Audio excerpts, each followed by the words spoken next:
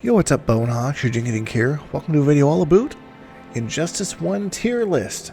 This was suggested to me by this user you see on the screen here, and I thought, it's been a while since I played this game, but I think I kind of remember roughly where people fit. If you disagree, put it in the comments down below. I'm sure that character mains of all these characters will have something to say. This was a kind of a wild game. There were some characters that were just super duper good and some characters that were just kind of meh, so I'm kind of taking matchups into account here. Like Lex Luthor has one really bad matchup, Hawkgirl has one really good matchup, so I'm kind of trying to factor that in a little bit. But if you disagree at any point, hit that like or dislike button and post in the comments. So anyways, let's just get to it. Accept your death. So we're starting at the bottom here, basically characters that struggled with almost anything. We have Lex Luthor at the bottom because it was an easy counter pick to just pick Zod and beat him pretty much no matter what, even though it kind of took some execution from the Zod player. It wasn't super hard. Then you have Bane, Catwoman, Cyborg, Harley Quinn, and Joker, which had game plans, but the game plans were never really in their favor. It was hoping that the person guessed, option A instead of option C. So I think these are the clear bottom tier of this game. Joker had some success with Sonic Fox, but they also are Sonic Fox, so it's kind of hard to really gauge how good or bad that character is. So that's this part of the tier list anyways. So this was definitely the kind of lacking, but if you knew what you were kind of doing and knew the matchup, you could make stuff work. So we got characters like Eris, Green Arrow, Solomon Grundy, Lobo. Lobo actually, shouts to Decay, actually ended up being not too bad. Had the character had its problems, but one person made it work and showed that maybe they're a little bit higher up on the tier list.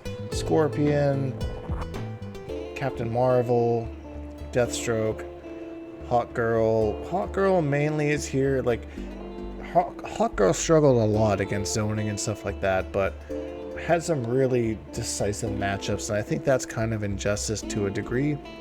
That you have some crazy matchups. Zatanna had some crazy shit.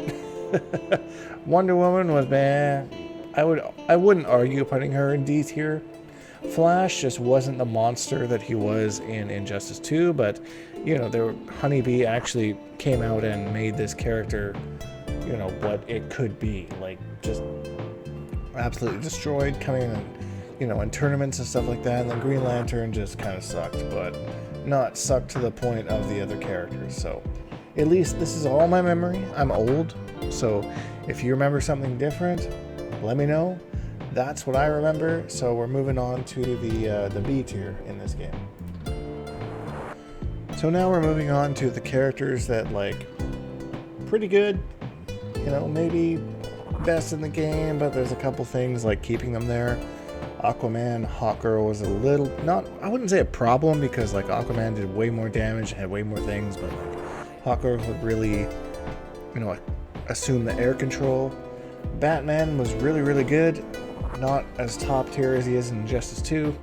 Killer Frost, hard counterpick by Hawkgirl, but against almost everybody else in the game, had a vortex, big damage, that kind of thing, easy peasy.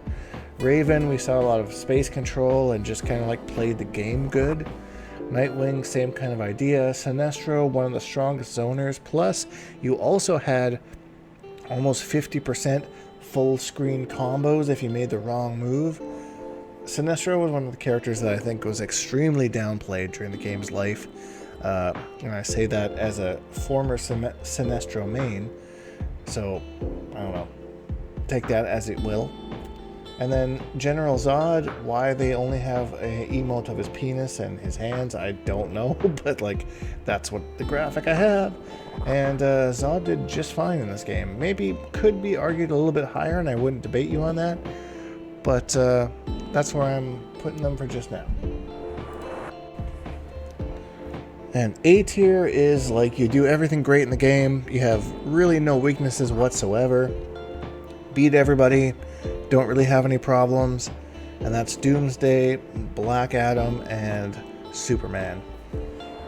They're just great. No matter, I mean, I would even argue that you could put Superman in the next tier, and I wouldn't really argue with that. But I save that tier for two special characters, one of which I mained, so I kind of know a little bit about what I'm talking about here. But what do you think about my tier list so far? Is this okay? Is this good? Is this different than what you remember? Were you like a Bane player that was kicking the shit out of everybody, or what? Let me know in the comments down below.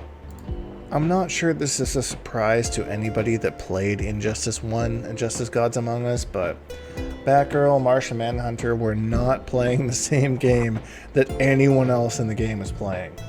They were in a tier of their own, they had all sorts of weird shit, and surprise, surprise, they're both DLC characters. Pay to play, baby! So, I have them as the top 2 in the game. If you're going to argue me on that one, I'm not going to listen. Any other tier? Sure. But these two, top of the game, no problem. If you haven't played the game or you don't know anything about the game, you're just wrong. Unfortunately at that point. So anyways, guys, thank you for the suggestion for this tier list. If you enjoyed this video, please leave a like because it really helps me out, and subscribe if you haven't, because we make new videos almost every single day. Hashtag Bonehawks, all that stuff, and we'll see how you guys in the next video.